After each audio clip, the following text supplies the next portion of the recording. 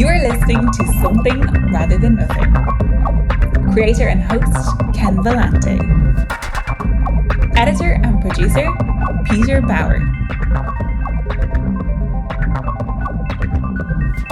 Hey everybody, we're talking with Sara McGrath. We're getting right into it. Ken Vellante, your host and creator of Something Rather Than Nothing. And hello and welcome onto the show, Sara. Hi, thank you for having me. Yeah, really excited to backstory is probably useful, like how do you come in contact with anybody's art, but I have this deep fascination with the Lloyd Center mall in Portland, Oregon, and it's kind of called like different things like Zombie Mall. It's like low lease rates, odd collections. You don't have a flagship Nordstrom. It's tattoo shop, NAACP headquarters there for the Floating World Comics, which is to arrive at. Found Garage Girls, which I understand is sold out right now. A beautiful, beautiful, piece of art and funny as hell. And I read it and contacted you. I said, man, I just love this vibe. So we're popping in let's go with Garage Girls right off the bat. I mean, I know there's been some chatter about it. Like, where did this thing come from? Like, tell us the story here. First of all, thank you. I'm glad that you laughed. Making people laugh and making myself laugh is like the most important thing to me. But Garage Girls, if you've read it, you'll notice that the main character's name is Sarah, and my name is also Sarah, and Chloe, her best friend Chloe. I also have a best friend named Chloe. So the idea for Garage Girls kind of started, I moved to Los Angeles in 2016 into my friend Chloe's apartment, very small apartment, like one person max comfortably.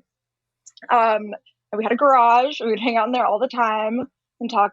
And we had the idea we're like, let's do a TV show or, a YouTube show, but make it like a talk show, kind of a Wayne's World-esque. And then I moved out, life went on, and I went to grad school in 2021, and we had to think of a thesis project, and that was something I really wanted to work on because I guess I say like the show itself is like a Wayne's World idea from us, kind of a heightened version of our personalities, but then the comic is kind of like a Larry Sanders show experience. So there's this fictionalized element. I mean, I consider it fiction. It's a fictionalized kind of like what happens behind the curtain of this show that in reality we only did like 2 episodes, just dropped off pretty quickly. I want them. I'm jumping in. My brain couldn't stop me right there. Like, if they exist, if I can have them any sort of form, I put in requests. They're on YouTube still. You can probably look up Garage Girls Sara McGrath on YouTube. Yes. And when I kind of revisit those videos, I don't really like recognize myself because there's such a big period of growth for me from then until now, and that friendship was is so important to me and just really changed me as a person. But when I watch these videos, I'm just kind of like, I feel like I'm watching myself play a character. So in the writing and drawing of Garage Girls, the character of Sarah is also kind of me watching myself as a character, the extreme versions. And the world around Garage Girls is also largely fictionalized. I really find Los Angeles hilarious. And that comes into the comic a lot in terms of its setting and people around Sarah and Chloe. Yeah. I, dropping into that world. There's something about in reading your work, Garage Girls. There's a point that's always like enunciated in my head when so I'm voracious in my consumption of comic books and graphic novels, right? So and zines. So for me, there's a strong and beautiful cinematic aspect when the images and the words and just the combination of figures that you have in this. And I'm not trying to oversell. I mean, I'm talking about like your work, and but what I mean is I really enjoy two major components. Like the books that I enjoy the most, the graphic and zines, is that when there's this it's cinema. It feels cinema. Mm-hmm. It has this Mm-hmm. flow. Like the energy I think you're trying to get at, or assume you're getting at with like, local cable access, which for me, I think analog, I think bizarro shows that probably went on forever, gems that are Mm-hmm. lost, yeah, things like that. Like it fascinates me. But I remember in graphic novels just that description of like, wait, I've been in a movie for a little while. Or I've been in a comedy. Like I said, there's some dark comedy, and not to give away Yes. the story for anybody, but like, depiction of incoherence, drunkenness, like language. So that's what struck me so much because I like to be in Mm. that flow as somebody who experiences art. And one great graphic novelist that does this for me and has the comedy as well as Noah Van Sciver, who's I'm a big fan of. Oh, wow. Yeah, Yeah, absolutely. yeah, Huge and I get complimentary that feel. comparison. Yeah, I Very feel cool. I feel the comedy and the cinematic component, but so like I say, like critically, like in just me looking at it and talking about this work, like success in a sense, because when I think cable access and I'm gonna pick up, your Garage Girls, I'm like, Hmm. how do I feel it? And I fucking felt it. So um Nice. that was cool. Uh what about the cable access idea? Because for me, it's a peculiarity of folks. Hey, Sarah, you might even have to explain, like, in general to some of the audience, like, what the heck? Why cable access and what the heck was it? Is it? Could you talk about that? Yeah. Yeah, I mean, the idea for the Sarah and Chloe in the comic is that they have this really delusional, out of proportion sense of self importance. And their relationship is kind of dependent on them constantly gassing each other up. But in reality, things are like kind of busted around them. So, cable access for me was a really it kind of drove the point home that they just maybe like knew someone at this failing station and like they got this show on like a shitty time slot and literally nobody watches it, but because they have that they feel like stars, but everyone's like, who are you? And Yeah. also, I grew up in the 90s. A lot of the media that I consumed, I see it in an analog way in my mind. Like I love, love VHS grain. Yeah, I just think that kind of stuff is cool. Yeah, I really like that.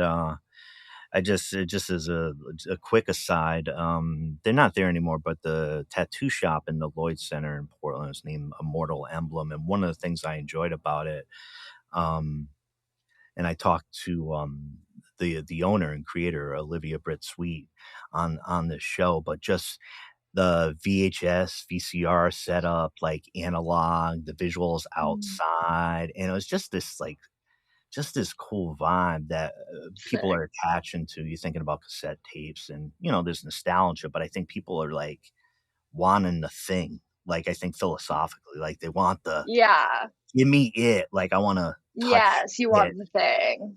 Yeah. Yes, absolutely. Um, yeah, I'm with you. I don't know if I Lloyd had a Center is also question. I don't know. I had a wonderful. question.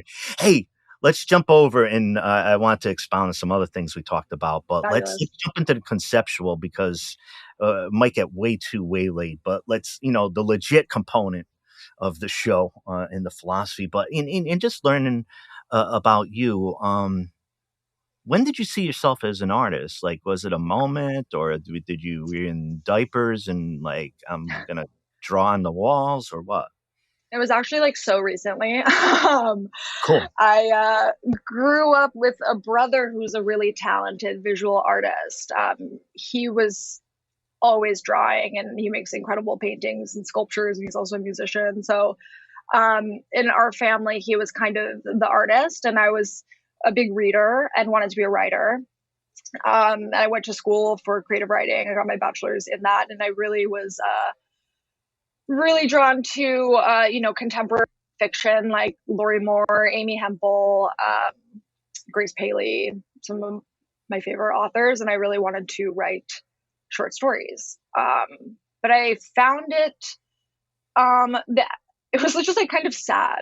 Like I felt like I wasn't having a lot of fun doing it. I enjoyed the craft of writing, but not only, I mean, comics is also a pretty solitary pursuit. But anyways, I worked as a copywriter for a long time, and after many years of working in, e-commerce startups, I was just kind of like, I don't believe in the written word and I don't ever want to write again.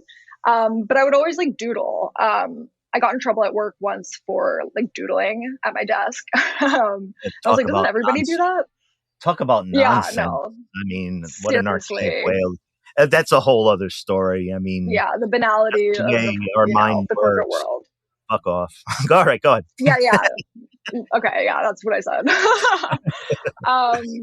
But I would like doodle and stuff, but then I got laid off and the pandemic happened, and I had been like drawing for many years because I worked at a bookstore for a long time, and I would always draw on Post-its the customers that came in, because it was just, I mean, if you've ever read like Box Office Poison or it's another one, just like any bookseller comic, the customers are always this huge gripe. And I worked at the last bookstore in downtown LA, which is a crazy place, but that was just kind of for fun to keep me entertained at work.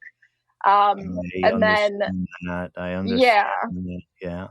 So it wasn't like I didn't consider myself an artist in that way. But during the pandemic, I just was drawing a lot and like busted out like every material that I had. And then I applied to grad school. I applied to go to CCA to get my MFA in comics. So now I see it as kind of a dovetailing of my past in creative writing and how much I love reading. And then I've always read comics. But it was definitely a big learning curve to learn how to draw. I'd never really taken any classes like at all. So I had to figure a lot of stuff out. But yeah, I can say today that I feel like an artist, but that was, like I said, quite recent. No, I can really connect with, what you're saying about like the identity bit. I would have only called myself, I'll be turning 52 soon. I would only call myself an artist, just direct, straight up, no hiding behind it. Maybe 7 years ago, almost contemporaneous. Well, at the time it was when I painted, and I ended up feeling some personal success in what I had created as a painter, which was completely surprising and unexpected. And then I'd always been obsessive about the arts in my free time or in my mind, like probably just incredibly so. And, the podcast is a way to create, a way to understand and connect and just completely develop like that whole way. But on the identity question, I ended up fascinated by asking others because the range of response is like some people like 100% out of the womb, they're going to be an artist, whatever the word was or anything, like they're going to, that's who they are. Like there isn't any ambiguity. But I think like you're talking about like seeing yourself as, it's a huge step, and it's when I got there, I felt so cool. And by that, I mean, I discovered that there was a way of interacting with the world as an artist that gave more freedom than any component in my life that I can think of, like totally. Like you could, like you had a little bit of a shield or a big shield and be like, that's the artist person saying it. And there's something like that's freeing in that. I'm not trying to pontificate, but like I really connect with what becoming an artist or when that happens. Yeah, the freeing, I mean, that all resonates with me. I find it very freeing as well. Especially because I kind of like alluded to like, trying to write short stories and feeling really sad because they were all sad, like I was in my 20s and they're all sad and there's no real conclusion. And I was like, presto, I'm done. But drawing always gave me a lot of joy, and I like having the option to always make myself laugh no matter what's going on, by drawing something funny is like so powerful for me to really choose like joy and laughter over like trying to write the most depressing story I can think of. Strong therapy. I like that. I like that vein. What about there's a different one, big one. What is art, right? So we talked about being an artist, but like, You're asking what? me? Yeah, yeah. Like, what is art? Like, um like, what is it? Like, I mean, I get so jazzed, I lose my Such a mind good over it. question. But yeah, Yeah. I mean, what is art? God, what a stumper. I don't know. I mean, it's interesting because I live in Los Angeles, so there is this art market here that I don't understand, and I kind of also make fun of in my comics. Um, but I wouldn't say that wasn't art. I mean, I love comics because it's so, I feel like it's, you know, while graphic novels are gaining a lot more literary attention, the majority of people that I talk to, well, maybe not so much anymore, but a lot of people I talk to still are like, what are comics? What do you do? Do you make cartoons? Are you in animation? yeah, And I'm like, no, just like panels, you know? And then I explain it as a film you can read. You were saying about a cinematic feeling, or I'm sorry, a comic is a movie you can read. yeah. Yeah. So I don't know. Maybe art is something that just someone made. Like I want to be inclusive of everyone, and I don't know. I mean, to me, art is like creating a feeling. Yeah, yeah. I'm gonna stop there. Art is creating a feeling. No, and I like the bit too because I mean, if we're talking comics and like scenes and all that stuff, you're right. Here's the in popular culture. I mean, I do it a lot of it on the show, but for me, um, when there are spaces you can have it, and there are problems with any type of spaces. But I'm talking about comic books. I'm talking about zines. I'm talking about small press. Is that there's a group of people at the heart because of the labor and the intensity, and there's not a Mm-hmm. lot of money to be made in it. You see a lot of passion towards it, Mm-hmm. and when you're sensitive to that, I mean, I just as I've gotten older, moving away from just say like traditional type of training, I was an English lit major and, Mm-hmm. English and philosophy, that type of thing. And books are Mm-hmm. pivotal to me and from as long as I can remember. But it's, there's something about, the, I don't know if it's a counterculture or a subculture that exists Mm-hmm. within comics and these conventions and seeing people and being able to make these type of connections, which is why people really enjoy it. There's other negative aspects to it. I mean, there's a deep misogyny in pockets of Mm-hmm. comics culture. Like there's I'm this little boy and don't mess around with my little boy activity and what this little boy thinks. Mm-hmm. It's like small minded, but like the culture as a whole, really seems expansive. Uh, Mm-hmm. with Garage Girls, and it's sold out in places like Silver Sprocket, I think, Mm-hmm. the great creatives there, and everybody check out Silver Sprocket books, but sold out, and like so people are noticing this thing. What about like right now at Garage Girls, and what's next, if we can ask? Yeah, I'm working on issue 2. I graduated from my program last August, and that's when I published Garage Girls. And I was like, next August, like, there's going to be second issue, keep it going. But of course, I spent a large part of the past year looking for like stable work and reconfiguring my practice into my work life in the absence of school and that sort of responsibility that entails, and having that cohort around me and having deadlines. Um, but yeah, maybe I have like 6 pages or something. I'm really trying to approach it in a different way. I'm kind of doing drawing first of just images that I have in my mind and scenes I want to draw. And visually what I want like the city to look like, where these girls go on their next night out.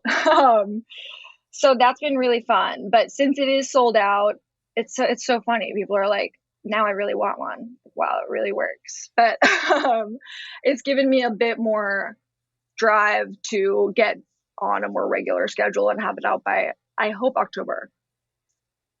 Lovely. So Oh, issue 2, October, 25 pages. If I go over, that'll be awesome. There's like so many things I want to do too. I want to do like a Garage Girls activity book, with like a maze and a word search and like classic highlights magazine. Yeah, working on I'm issue just 2. listening and Okay. not. I'm just listening and nodding my head. It's like, having enjoyed this, and I even think of the activity thing that you mentioned is really fun.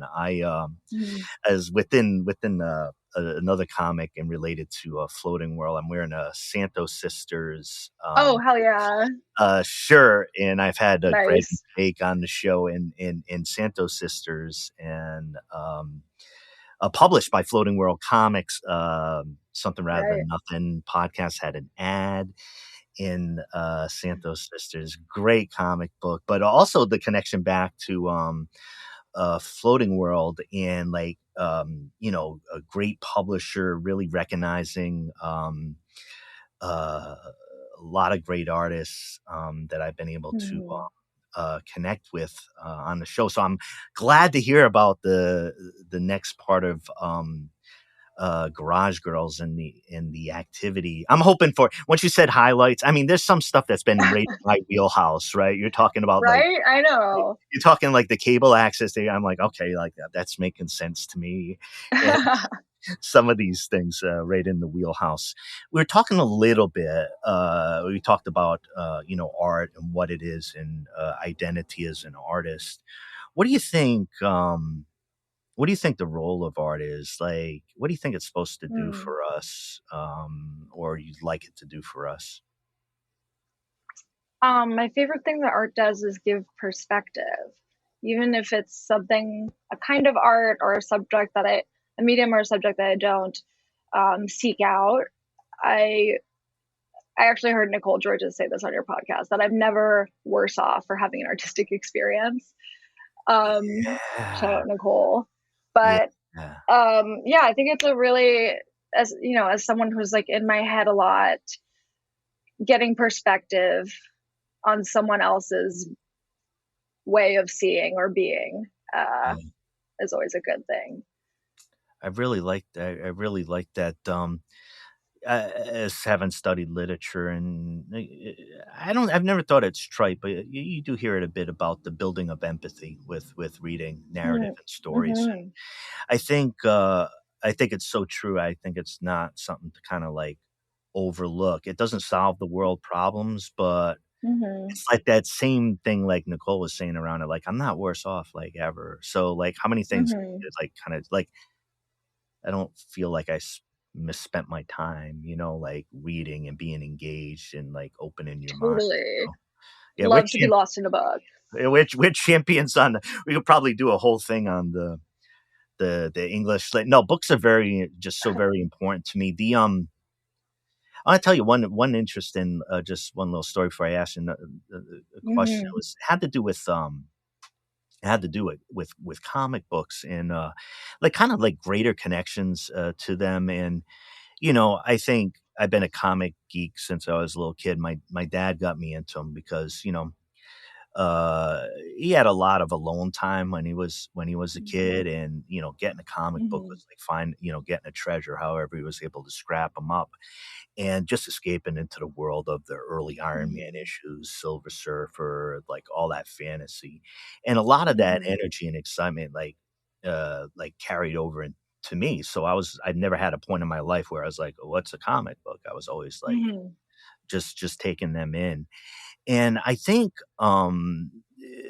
I was talking to my as a therapist one. I'm talking to my therapist, and she was pointing out like my relationship to it, or when I was putting them in order, like an OCD type of thing, put my issues in order and Mm-hmm. all these type of things. And Mm-hmm. she's like, you have a lot of positive associations with like the time you spend like in these Mm-hmm. worlds in this type of thing. And then I realized kind of the power of it, like the mythology and all that. And not to minimize it, you know? Oh, those are those funny Hmm. books. Like when we minimize things for no other reason other than prejudice or bias, it feels Totally. sometimes it's like, oh, it's a comic book. No, like I read that comic book and that made me happy for a week that I encountered it and like I protected it. Yeah.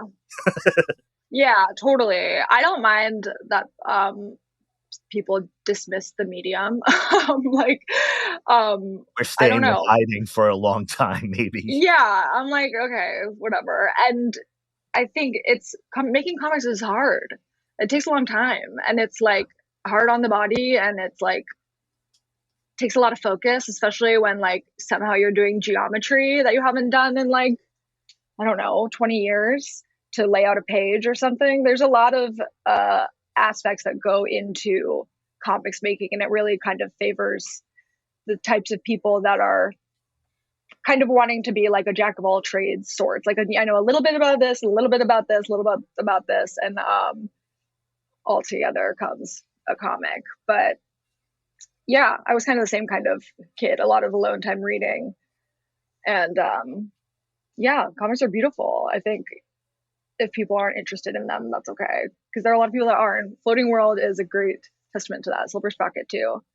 Yeah. Yeah, it's good. It's like I've got given the shout outs on the podcast. And one cool thing is that um I end up interviewing a lot of different type of artists, but like, you Mm. know, there's like a doom metal string in the show and there's an opera string and there's strong comic book zine string and Mm. just like the generative arts like the podcast. Mm. I don't know if you knew this or I mentioned it anywhere, but the podcast had a zine. It has one issue. Oh, I cool. can send you a digital copy of it, but Totally. there's been an idea to continue to create Mm. those and as a generative engine, and that's why like a conversation with you is like really cool, like being in that environment and For generating. sure. I got to make sure I hit like the goofy ass titular question of the show: why is there something rather than nothing? If you have any opinions on that, or Yeah. Why is there something? what say you on the biggest question posed to humans possibly? I mean, the first thing that comes to my mind, which I think is the right answer, there's something rather than nothing because there's too much of nothing. There's too much stuff in the world that feels like empty and meaningless, at least to me. So making something out of that, like making a joke, making a comic, making a funny comic that makes me and other people laugh and like connects me with people that I've never even met and are like super stoked. Um, That's great. There's something rather than nothing because there's too much nothing. You can use that for your Oh, show. yeah, and like filling in that void. I It's kind of odd timing, but I did want to read your author's note. But everybody Oh, listen. please. We've been bouncing around a little bit here, and Sarah and I agreed we would, but it's been lovely to chat. But I did want to read it, folks. Here we go. Author's note from Garage Girls. While my name is, in fact, Sarah, and I do have a best friend named Chloe. And we did live together in LA, and we did have a brief project called Garage Girls. This comic is a total bizarro world version of events, so totally removed from reality. Any resemblance to any person, living or dead, is your own problem. Thank you so much for reading. This is part one of a 3-part series. You are just going to love it. I swear. Well, I missed the last sentence. I was seeing that you did announce it as a 3-book series. I really enjoy that. I gotta on the show notes. I do have to check the inventory, and not that it's a contemporaneous show about whether they have Garage Girls still in stock at uh, Floating World Comics. I might have bought the last one. I don't know. Maybe. Lucky you. I'm glad you did. I do have a PDF available on my website that you can download for $5. And if that seems expensive, you can just email me and I'll send it to you for free. Oh, thank you so much for mentioning it. I did see that. I did see that on there. Hey, Sarah, tell us about where to find on that point, where to find your stuff, website, what you want to let folks know to come in contact with your artwork that I'm so jazzed about. Yeah, my Instagram handle is at book.jerk.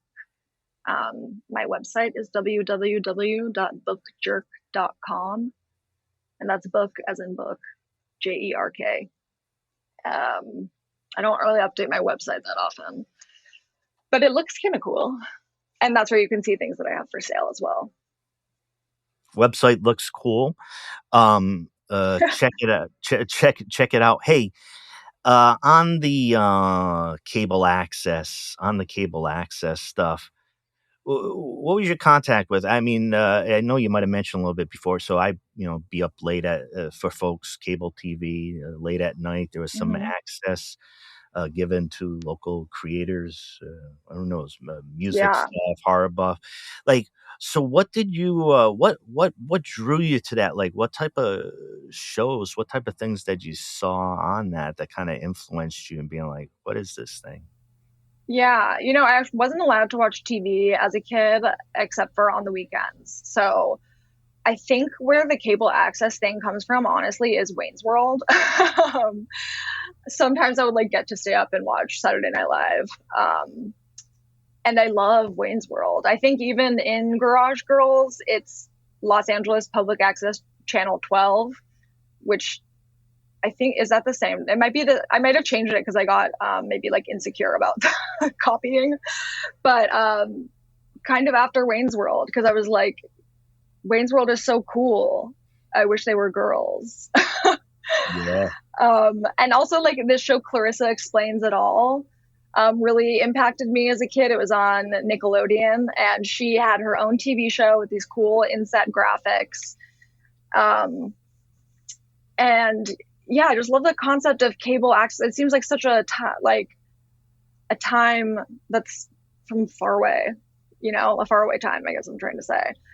The fact that it seemed like anyone could just go down to the TV station and say they wanted to have a show. It did, and it was fine. It seemed like that. No shade on anybody. It did seem like yeah access. Totally. Yeah. I also just like that kind of low frequency broadcasting in general. Yeah. Radio as well as television, like the waves.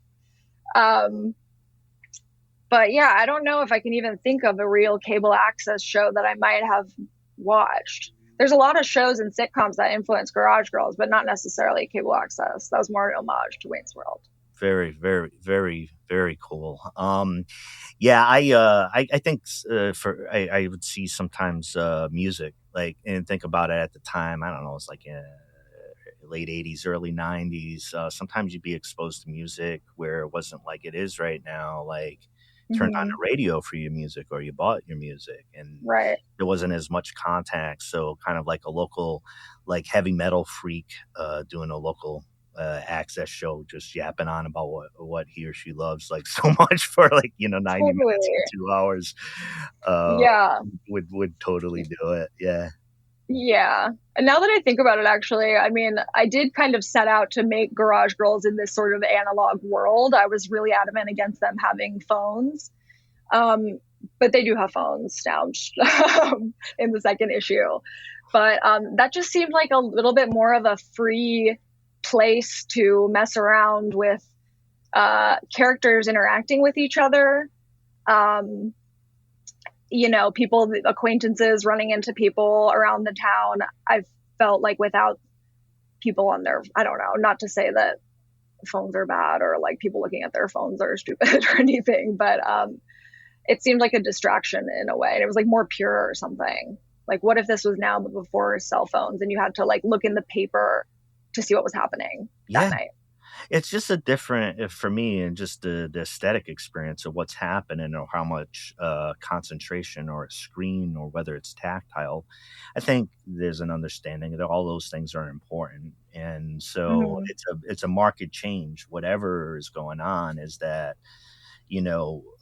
sitting and waiting for an appointment back in the day, habitually we might have read a 2 chapters of a book, maybe, where even Right. with us readers right now, we might be, oh, I'll double check my iCloud, or, something, Uh-huh. where like you didn't read those chapters. So totally has Right. like a significant impact on our experience. Wow, goodness. And listeners, we've been talking to Sara McGrath. Get Garage Girls. Check out Sara's art. It's fun. If you're digging on some of the themes here, you'll be able to feel them and read them in your art. And Sara, thanks for telling us about your relationship to art and what you're doing right now. And like I said, it's been really good to connect with you. There's something exciting about the floating world connection, getting a book off a shelf and being like, wow, this is and really enjoy, and then connecting to you. So I just wanted to thank you for your time and being digging deep and talking comic books and all this stuff. Yeah, thank you so much. And it's just so cool that you just picked it up off the shelf and now we're here. That's kind of the closed loop experience of art making that I'm happy to have. I feel very validated in putting my stuff out there. So thank you. Hey, I haven't lived a life in that comic world. I know, I know the terrain, and I know it's important, for artists of all sorts, and just being hey, I don't know, I don't care if I sound weird being as enthusiastic about it, but that shit was dope, and throwing that out there. I think we need more of that in this world, and just be shit, that thing that you did made me laugh. So it's hell yeah. Yeah, so really appreciate you and great work, and yeah, really look forward to upcoming issues and the other things you create, Sara. Awesome, thank you.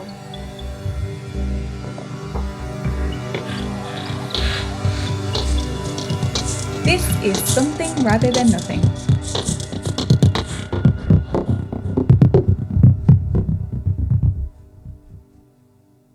And listeners, to stay connected with us and our guests, visit somethingratherthannothing.com. Join our mailing list for exclusive updates and access to guest-created art. If you enjoyed this episode or any episode, please subscribe, and leave a review on your podcast platform. People really read that shit. Your support helps us reach more listeners and spread our community across the planet. This is a global show, and we like to give a shout out to our many listeners across the world, including many listeners in Canada, Spain, Germany, UK, Argentina, Brazil, India, Thailand, and so many more places. Be sure to follow us on Instagram at Something Rather Than Nothing Podcast for behind the scenes content. And the best way to help the show is to tell your friends about us. If you love it, they'll love it too. Tell your friends who love it. We love you. This is Something Rather Than Nothing Podcast.